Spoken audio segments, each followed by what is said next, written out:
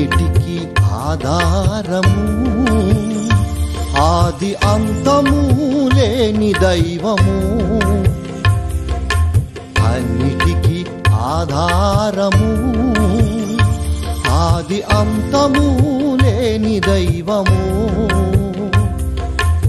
ఆరాధ్య దైవమా, ఆనంద నిలయమా, ఆశీర్వదించుమయా. ఆరాధ్య దైవమా, ఆనంద నిలయమా, ఆశీర్వదించుమయా.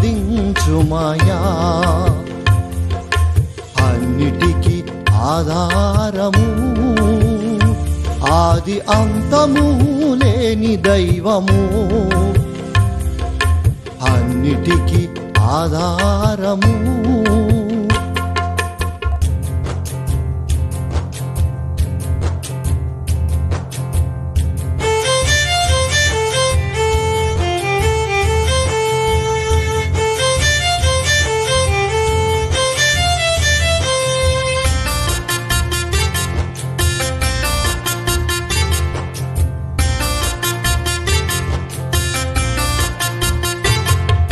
పరమాత్ముడు పాలించు పరమునకు, పరిశుద్ధులు స్తుతించు స్థలమునకు, అందమైన ఆనందపురమునకు, అంతులేని నిత్య జీవరాజ్యముకు.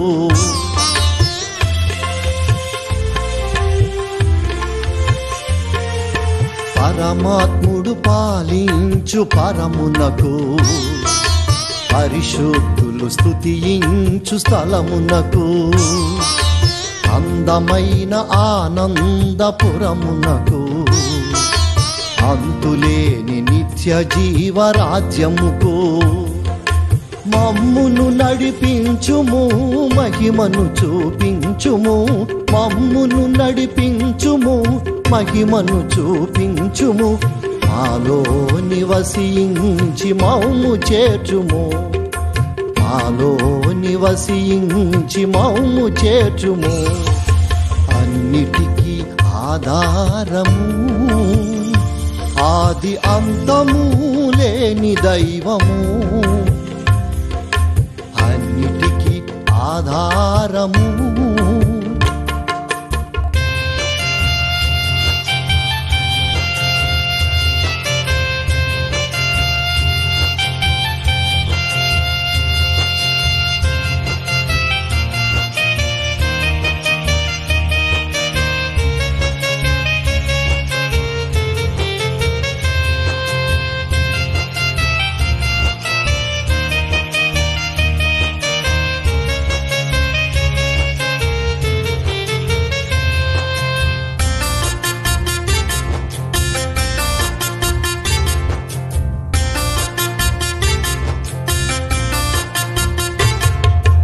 జీవజలపు ఊటలు త్రాగించుటకు, జీవవృక్ష ఫలములు తినిపించుటకు, మరుగైన మన్నా భుజించుటకు, మరువలేని విందులో పాల్గొనుటకు.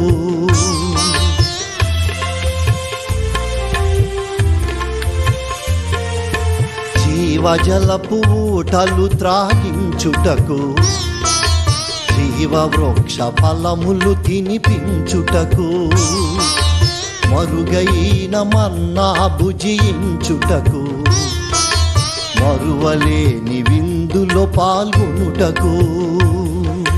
మమ్మును నడిపించుము, మహిమను చూపించుము. మమ్మును నడిపించుము, మహిమను చూపించుము.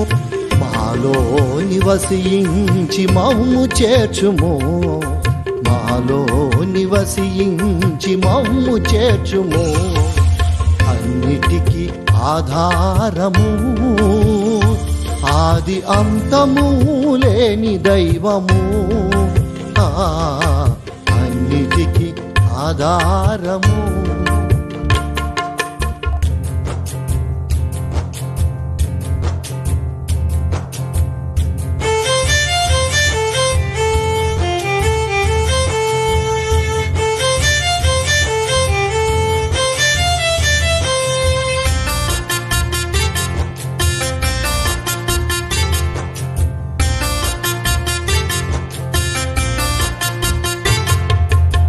చీకు చింద చావులేని సౌదముకు చిరకాలం శాశ్వత సంతోషముకు తండ్రి అయిన దేవుని స్తుతించుటకు తనివి తీర ప్రభువును దర్శించుటకు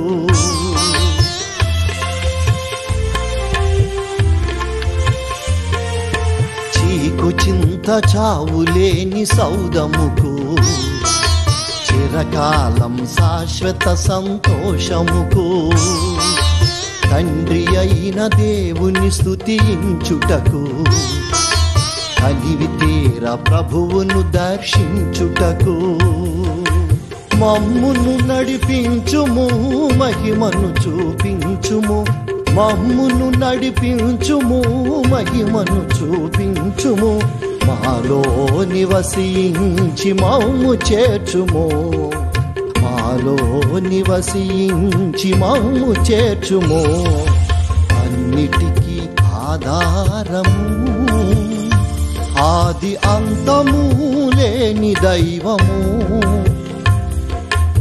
అన్నిటికీ ఆధారము ఆది అంతము లేని దైవము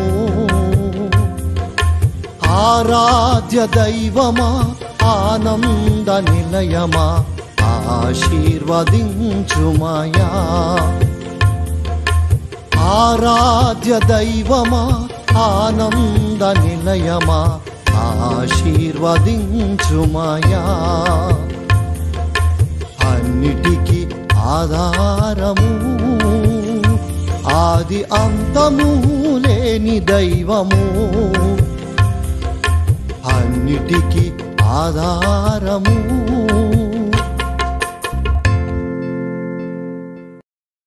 దేవునికి స్తోత్రం. ప్రార్థన చేసి వాక్యం ప్రారంభించుకుందాం. మహాపరిశుద్ధుడును మా పరలోకపు తండ్రి అయిన మా దేవ, మీ అతిమిక్కిలి శ్రేష్టమైన పరిశుద్ధ నామమునకు స్తుతులు స్తోత్రములు చెల్లిస్తూ ఉన్నాం. ఇదిగో ప్రభు, ఈ సమయమున మీ అమూల్యమైన వాక్యమును మేము ధ్యానము చేస్తూ ఉండగా మీ సన్నిధి మాకు తోడుగా పంపించమని ప్రార్థిస్తున్నాం. పరిశుద్ధాత్మ ద్వారా మమ్మలందరినీ మీ వాక్యము వైపుకు మళ్ళించుము. మీ సత్యమును నమ్మినట్లుగా మమ్ములను గుణపరచుము. మీ యొక్క వాక్య సత్యమందు మమ్ములను స్థిరపరచుము. మమ్మల్ని ప్రతిష్ఠ చేయము. దేవా, మీకే మహిమ ఘనత ప్రభావం మీకే చెల్లిస్తున్నాను. యేసు నామమున ప్రార్థిస్తున్నాను పరమ తండ్రి. దేవుని బిడ్డలారా, మీ అందరికీ ప్రభు అయిన యేసుక్రీస్తు వారి శ్రేష్టమైన నామమున వందనాలు చెల్లిస్తున్నాను. ఈరోజు మన అంశం, పరలోకములో సూర్యచంద్ర నక్షత్రములు ఉన్నాయా? పోయినసారి చెప్పిన వాక్యము తర్వాత భాగమును ఇప్పుడు మనము ధ్యానం చేయబోతున్నాం. దయచేసి మొదటిగా ఒక మనవి, ఈ వాక్యము పూర్తిగా ఆలకించండి. పూర్తిగా కడ వరకు ఆలకించండి. అప్పుడే మీకు ఈ సత్యము అర్థమవుతుంది. పరలోకమునకు సంబంధించిన అంతరిక్షము ఉన్నదని, ఆ అంతరిక్షములో పరమండలం, సూర్యమండలం, చంద్రమండలం, నక్షత్ర మండలాలు, భూమండలం, శూన్యమండలం మొదలగు మండలాలు ఉన్నాయని పోయినసారి నేను మీకు తెలియచేశాను. ఇప్పుడు వాటిని వాక్య ఆధారాలతో మనము జ్ఞాపకం చేసుకుందాం. పరలోకములో కాలమానము కూడా ఎలా ఉంటుందో తెలుసుకుందాం. ప్రకటన గ్రంథం 7వ అధ్యాయం 16వ వచనం. ఇక మీదట ఆకలి అయినను దాహమైనను ఉండదు, సూర్యుని ఎండ అయినను ఏ వడగాలి అయినను వారికి తగలదు. ఈ వాక్యం ఒకసారి గమనించండి. పరమ ప్రపంచములో అనేక పర్వతములు ఉన్నాయి. వాటిలో సియోను పర్వతము చాలా ప్రత్యేకమైనది. దానిపైని అద్భుతమైన మూడు కట్టడములు ఉన్నవి. ఒకటి నూతన యెరూషలేము పట్టణమున్న కట్టడం, రెండవది దేవాలయము మూడవది దేవదూతల సభా ప్రాంగణం, దేవుని ఆలోచన సభ జరిగే భవనం. ఆ దేవాలయంలో ఉన్న భక్తుల గురించి వ్రాస్తూ ఏమంటున్నాడు అని అంటే, ఇక మీదట వారికి ఆకలి అయినను దాహమైనను ఉండదు, సూర్యుని ఎండ అయినను వడగాలి అయినను వారికి తగలదు. ఎవరికి తగలదు? దేవాలయంలో ఉన్న వారికి సూర్యుని ఎండ తగలదు, వడగాలి తగలదు. నూతన యెరూషలేము పట్టణములో అసలు సూర్యుడు, చంద్రుడు, నక్షత్రాలు కనపడరు. ఆ బిల్డింగ్కి యువతల భాగములో సూర్య చంద్ర నక్షత్రాలు ఉన్నారు, కానీ ఆ బిల్డింగ్ లోపల మాత్రం కనపడరు. దేవాలయంలో ఉన్నవారికి అయితే సూర్య చంద్ర నక్షత్రములు ఆ దేవాలయం మీదకి వాటి ప్రకాశం కలుగుతుంది, కానీ దేవాలయం లోపల ఉన్న వాళ్ళకి మాత్రం సూర్యుని ఎండ తగలదు, వడగాలి తగలదు. ఎందుకంటే వారు బయటికి రారు. దేవాలయమును గూర్చిన అంశములో చెప్పాను. దేవాలయం గూర్చిన అంశము కలిగిన భాగమును ఒక్కసారి చూడండి. దేవాలయములో ఉన్నవారికి సూర్యుని ఎండ తగలదు, వడగాలి తగలదు అంటున్నాడు. అంటే దేవాలయం వెలుపల ఉన్న వ్యక్తులందరికీ సూర్యుని ఎండ తగులుతుంది, వడగాలి తగులుతుంది అనే కదా దాని అర్థం. దయచేసి ఈ సత్యమును అర్థం చేసుకోండి. నూతన యెరూషలేము పట్టణంలో ఉన్న వారికి సూర్యుడు, చంద్రుడు, నక్షత్రములు వారికి అక్కర్లేదు. అంటే పట్టణము వెలుపల ఉన్న వారికి సూర్యుడు, చంద్రుడు, నక్షత్రములు అవసరం అని కదా దాని అర్థం. దేవాలయములో ఉన్నవారికి సూర్యుని ఎండ, వడగాలి తగలదు. అంటే దేవాలయము వెలుపల ఉన్న వారికి సూర్యుని ఎండ తగులుతుంది, సూర్యుని వడగాలి తగులుతుంది అని కదా దాని అర్థం. అందుచేత పరలోక అంతరిక్షములో సూర్యుడు ఉన్నాడని, సూర్యగోళము ఉన్నదని మనకు అర్థమవుతుంది. పరలోకములో నక్షత్రముల గురించి యెషయా గ్రంథము 14:13 నేను ఆకాశమునకు ఎక్కిపోయేదను, దేవుని నక్షత్రములకు పైగా నా సింహాసనమును హెచ్చింతును అని వ్రాయబడింది. ఈ సందర్భమును మనము చూచినట్లయితే పరలోకములో సియోను కొండపైన, నూతన యెరూషలేము పట్టణములో, పరదైసు అనే అందమైన దేవుని తోటలో రత్నాల కొండ ఉంది. ఆ కొండ పైని దేవునికి ఒక సింహాసనం ఉన్నది. ఆ సింహాసనము యొద్ద ప్రధాన దూత అయిన లూసిఫర్ అక్కడ ఉంటూ దేవుని సింహాసనము మీద తన రెక్కలు చాపుతూ ఉండేవాడట. అక్కడ ఉన్న దూత ఈ విధముగా అనుకున్నాడంట. ఏమిటి అని అంటే, నేను ఆకాశమునకు ఎక్కిపోయేదను. ఎక్కడుండి అనుకుంటున్నాడు ఈ మాటలు? నూతన యెరూషలేము అను బిల్డింగు లోపలుండి అనుకుంటున్నాడు, నేను బయటకు వచ్చి ఆకాశమునకు ఎక్కిపోయేదను. ఆకాశం అంటే ఏమిటి? అక్కడ పరలోకమున్న ఆకాశమును పరమాకాశము అంటారు. అదంతా ఆకాశమే. పైగా ఇతడు మళ్ళీ ఆకాశానికి ఎక్కిపోయేదని అంటే దాని అర్థం ఏంటంటే, సొలొమోను ప్రార్థన చేస్తూ అన్నాడు, ఆకాశ మహాకాశములు సహితము నిన్ను పట్టజాలవయ్యా. పరలోకమున్న ఆకాశము పరమాకాశం, పరమాకాశము పైని మహాకాశమున్నదట. ఆ మహాకాశములో శూన్యమండలమని, మేఘమండలమని ఒక అద్భుతమైనటువంటి మండలం ఉన్నదట. ఆ మండలము పైని తండ్రి అయిన దేవునికి ఎవరూ సమీపింపరాని అద్భుతమైన సింహాసనం ఒకటి ఉన్నదట. ఆ సింహాసనము మీద తండ్రి అయిన దేవుడు కూర్చుండి ఉంటాడట. అక్కడ ఆయన అసలు దివ్య రూపము కలిగి ఉంటాడట. ఈ లూసిఫర్ అనుకుంటున్నాడు అక్కడికి వెళ్ళి అక్కడ కూర్చుందామని అనుకున్నాడట. ఎక్కడ అంటే తండ్రి అయిన దేవుడు కూర్చున్న సింహాసనము మీద కూర్చోవాలని అనుకుంటున్నాడట. పరలోకములోనే తండ్రి అయిన దేవునికి 7 సింహాసనములు ఉన్నాయి. పరలోకమున్న ఆకాశము పైని మహాకాశములో తండ్రి అయిన దేవునికి ఇక ఎవ్వరూ సమీపింపరాని తేజస్సుతో ఒక అద్భుతమైనటువంటి సింహాసనము మహాకాశములో ఉన్నదట. దానిని మహాపరలోకం అనొచ్చు. ఆ మహాపరలోకములో తండ్రి అయిన దేవునికి ఒక ప్రత్యేకమైన సింహాసనం ఉన్నదట. ఆ సింహాసనం మీద కూర్చుంటాను అని వీడు కలలుగా అనుకుంటున్నాడు. ఆ సింహాసనం ఎక్కడున్నదట? పరమాకాశములో, పరమ అంతరిక్షములో దేవుని నక్షత్రములు ఉన్నాయట. నక్షత్ర గోళాలు ఉన్నాయి. ఆ నక్షత్ర గోళములు పైన ఉంది మహాకాశం, అంటే మహాపరలోకం. అక్కడున్నది దేవుని యొక్క, తండ్రి అయిన దేవుని యొక్క ప్రత్యేకమైన సింహాసనం.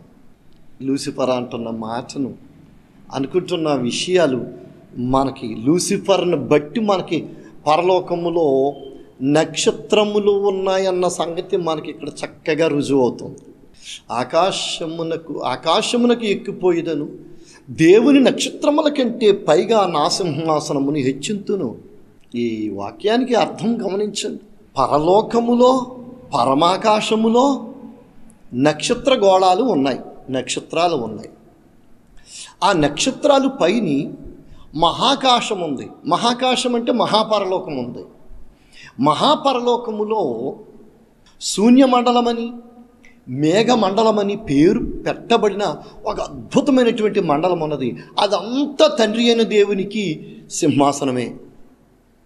అక్కడికి వెళ్ళిపోయి కూర్చుంటానన్నాడు. మేఘమండలం మీదకి ఎక్కుదును, ఉత్తర దిక్కునున్న సభాపర్వతము మీద కూర్చుందును. సియోను కొండపైన ఉత్తర దిక్కున పరమ ప్రపంచమునకు ఐక్యరాజ్య సమితి జరుగుతూ ఉంటుంది. అక్కడ తండ్రి అయిన దేవుడు న్యాయాధిపతిగా ఉంటాడు. ఆ సింహాసనం మీద కూడా నేను ఎక్కి కూర్చుంటాను అంటున్నాడు. మహోన్నతునితో నన్ను నేను సమానునిగా చేసుకుందును అంటున్నాడు. తండ్రి అయిన దేవునితో సమానంగా చేసుకుందాం అనుకున్నాడు లూసిఫర్. ఏది ఏమైనా పరలోకములో నక్షత్రములు ఉన్నాయనే సంగతి ఈ వాక్యం ద్వారా మనకు అర్థమవుతుంది.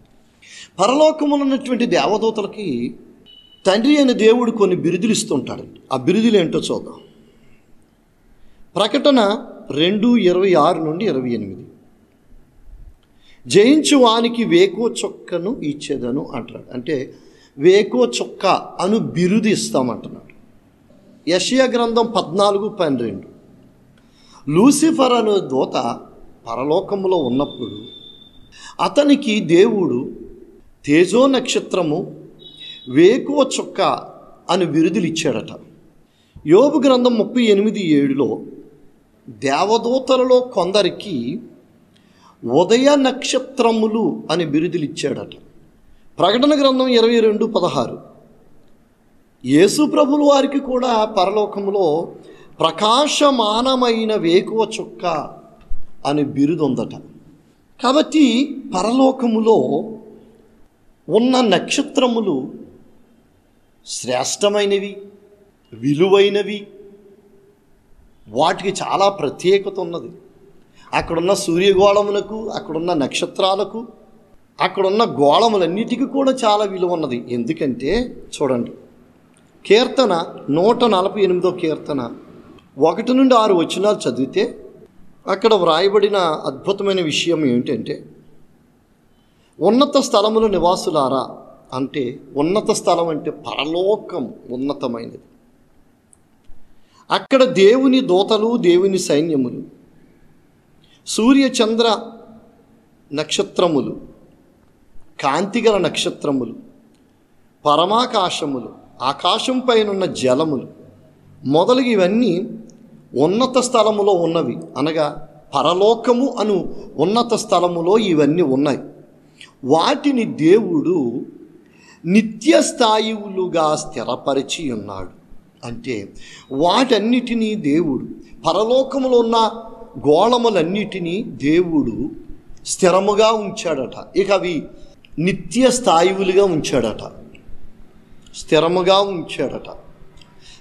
అవి శాశ్వతముగా ఉంటాయట పరలోకములో.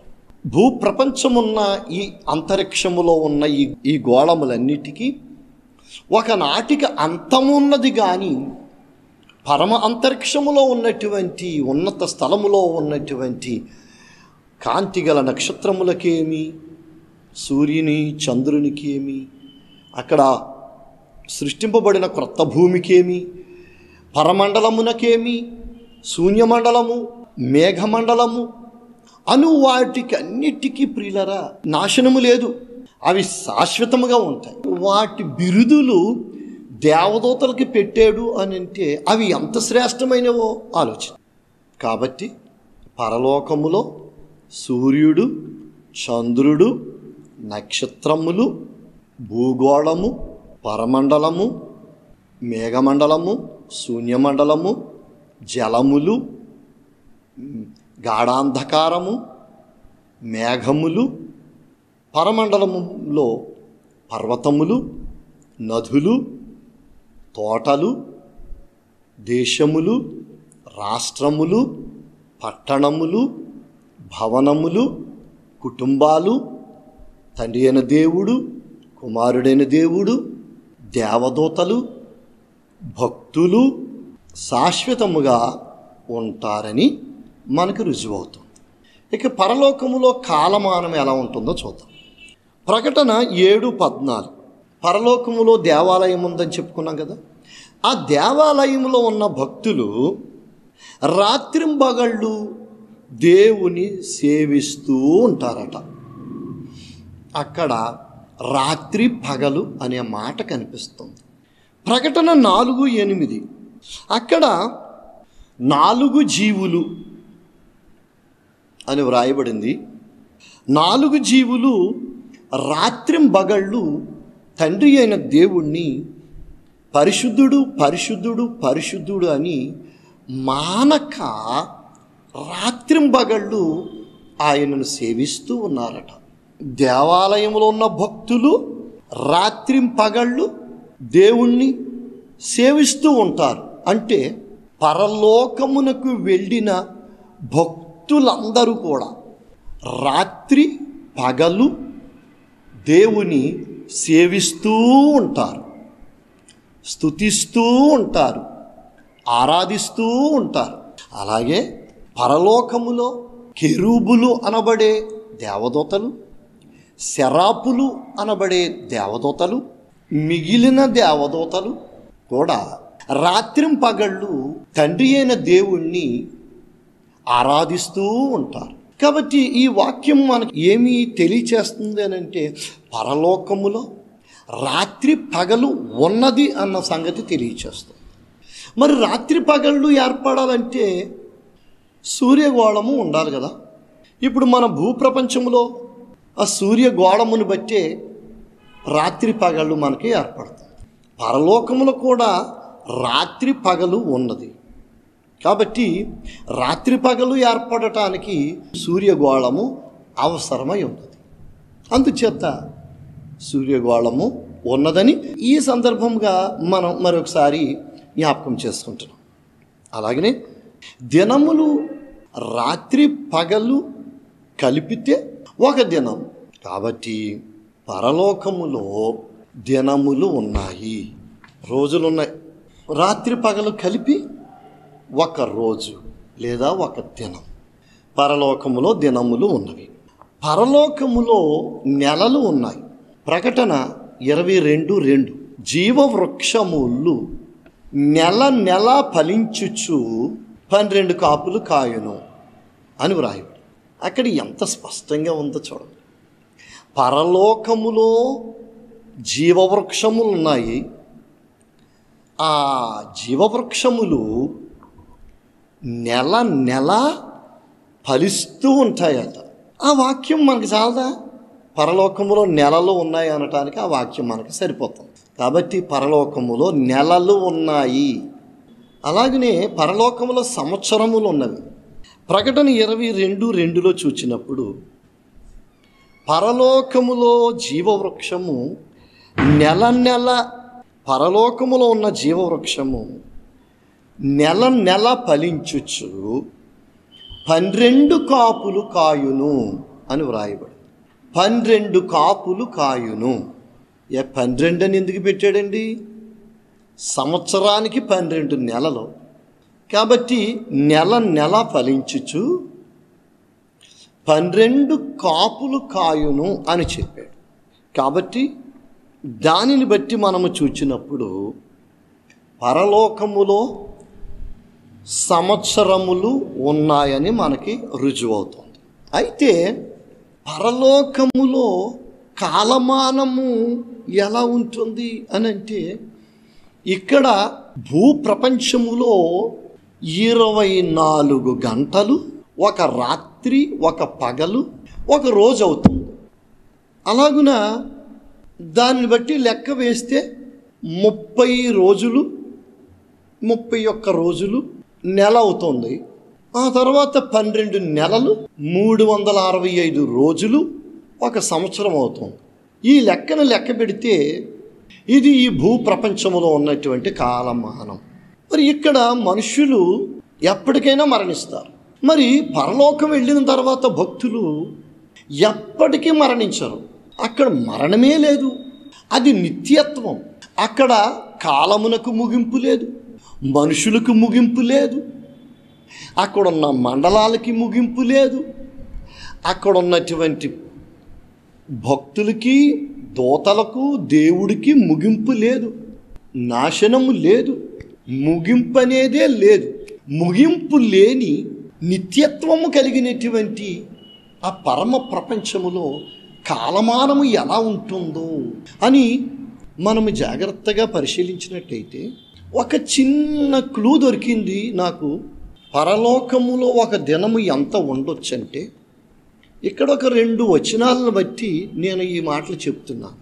పేతురు 2వ పత్రిక 3:8, ప్రభు దృష్టికి ఒక దినము 1000 సంవత్సరముల వలెను, 1000 సంవత్సరములు ఒక దినము వలెను ఉన్నవి. కీర్తన 90వ కీర్తన 4వ వచనములో చూచినప్పుడు, దేవా నీ దృష్టికి 1000 సంవత్సరములు గతించిన నిన్నటి వలె నున్నవి. ఈ 2 వాక్యాలు ఆధారముతో భూలోకములో 1000 సంవత్సరాలు దేవుని దృష్టికి ఒక్క దినమంట. పరలోకములో ఒక్క దినము, భూలోకములో 1000 సంవత్సరాలట. బహుశా ఈ విధంగానే ఉండొచ్చు. అలాగైనట్టయితే పరలోకములో ఒక రోజుకి భూలోకములో 1000 సంవత్సరాలు పరలోకములో ఒక రోజుకి సమానం. అలాంటప్పుడు పరలోకములో ఒక దినము జరగాలి అంటే ఒక రాత్రి, ఒక పగలు జరగాలి కదా. అయితే ఆ 1000 సంవత్సరాలని రాత్రికి ఒక 500 సంవత్సరాలు, పగటికి ఒక 500 సంవత్సరాలు కేటాయిస్తే అప్పుడు ఒక రోజు అవుతుంది. అంటే పరలోకములో ఒక రాత్రి భూలోకములో 500 సంవత్సరాలతో సమానం అన్నమాట. పరలోకములో ఒక పగలు భూలోకములో 500 సంవత్సరాలతో సమానం అన్నమాట. పరలోకములో ఒక దినము భూలోకములో 1000 సంవత్సరాలతో సమానం అన్నమాట. ఆ లెక్కని మనము లెక్క పెట్టినట్లయితే ఆ విధంగా దినములు లెక్క వస్తాం. మరి నెలలు లెక్క ఎలా వస్తుంది? 1000 సంవత్సరములు ఒక రోజు అయితే నెలకి ఎన్ని రోజులండి? 30 రోజులు ఒక నెల, 31 రోజు ఒక నెల ఉంటుంది. ఒకవేళ పరలోకం వెళ్ళిన తర్వాత మళ్ళీ ఆ నెలలో రోజులు ఏమన్నా ఎక్కువ అవుతాయి, తక్కువ అవుతుంది మనకు తెలియదు. కానీ దినమునకు 1000 సంవత్సరాలు అయితే 30 దినములకు 30,000 సంవత్సరాలు పరలోకములో ఒక నెల. నెల నెల జీవవృక్షములు ఫలించును అన్నాడు కదా. అంటే నెల 30,000 సంవత్సరాలు పరలోకములో జీవవృక్షములు 30,000 సంవత్సరాలకు ఒకసారి ఫలిస్తాయి అన్నమాట. ఇక సరే, సంవత్సరములు ఎలా ఉంటాయి దాన్ని కూడా మనం చూద్దాం. 12 నెలలు జీవవృక్షము 12 నెలలు 12 కాపులు కాస్తాయంట. అంటే సంవత్సరానికి 12 నెలలు 365 రోజులు. అవి పరలోకపు లెక్కను బట్టి చూస్తే 365,000 సంవత్సరములు పరలోకములో ఒక సంవత్సరంతో సమానం. ఈ విధముగా పరలోకములో కాలమానము ఉంటుందని ఈ ఆధారాలను బట్టి మనము నమ్మచ్చు. కాబట్టి పరలోకములో సూర్యగోళం ఉన్నది, చంద్రగోళం ఉన్నది, నక్షత్రములు ఉన్నవి, అనేకమైన మండలములు ఉన్నవి. పరలోకములో రాత్రి పగలు, దినములు, నెలలు, సంవత్సరములు ఉన్నాయని ఈ వాక్యముల ద్వారా మనకు అర్థమవుతుంది. ఇది బైబిల్ యొక్క వాక్య ఆధారాలతోటే మనము ధ్యానించాము కాబట్టి ఇది సత్యమని, ఇది సత్యము, దీనిని మనం నమ్మి మనసారా అంగీకరించి పరలోకం విషయములో మనము నిరీక్షణ కలిగి, విశ్వాసము కలిగి, భక్తి కలిగి ఎప్పటికైనా మనము పరలోకమునకు సంబంధించిన వ్యక్తులమని గుర్తించి భయభక్తులు కలిగి భక్తి చేసి పరలోకము చేరుకుని వాటన్నిటినీ మనము అనుభవిద్దాం. దేవుడు ఈ అమూల్యమైన వాక్యం మన వినికిడిలో దీవించునుగాక. ఆమె. ప్రార్థన చేసుకుందాం. పరిశుద్ధుడైన మా పరమ తండ్రి, మీ పరిశుద్ధ నామమునకు స్తుతి స్తోత్రం చెల్లిస్తూ ఉన్నాను. ఇంతవరకు పరలోకములో కాలమానము అను అమూల్యమైన విషయములు మేము తెలుసుకున్నాము తండ్రి. ఈ చెప్పబడిన ఈ వాక్యము మా అందరి హృదయాలు భద్రంగా దాచిపెట్టాలి. ఈ సత్యము అనేక మంది గుర్తించి, గమనించి, నేర్చుకుని మరి ఒకరికి తెలియచేయుటకును, పరలోకము కొరకు సిద్ధపడుటకును, పరలోక విషయములో గొప్ప విశ్వాసము, నిరీక్షణ కలిగి భక్తి చేయుటకును మీరే కృప చూపించమని మనం చేసుకుంటూ యేసు ప్రభు నామమున ప్రార్థించి వేడుకుంటూ ఉన్నాము పరమ తండ్రి. ఆశీర్వాదం. ఇప్పుడు మన తండ్రి అయిన దేవుని ప్రేమయు, మన ప్రభు అయిన యేసుక్రీస్తు వారి కృపయు, పరిశుద్ధాత్మ యొక్క ఆదరణ, ఆనందం, శాంతి, సమాధానం వాక్యము ఆలకించిన భక్తులందరికీ ప్రభు కృప ఇప్పుడును ఎల్లప్పుడును సదాకాలం తోడయుండునుగాక. ఆమేన్.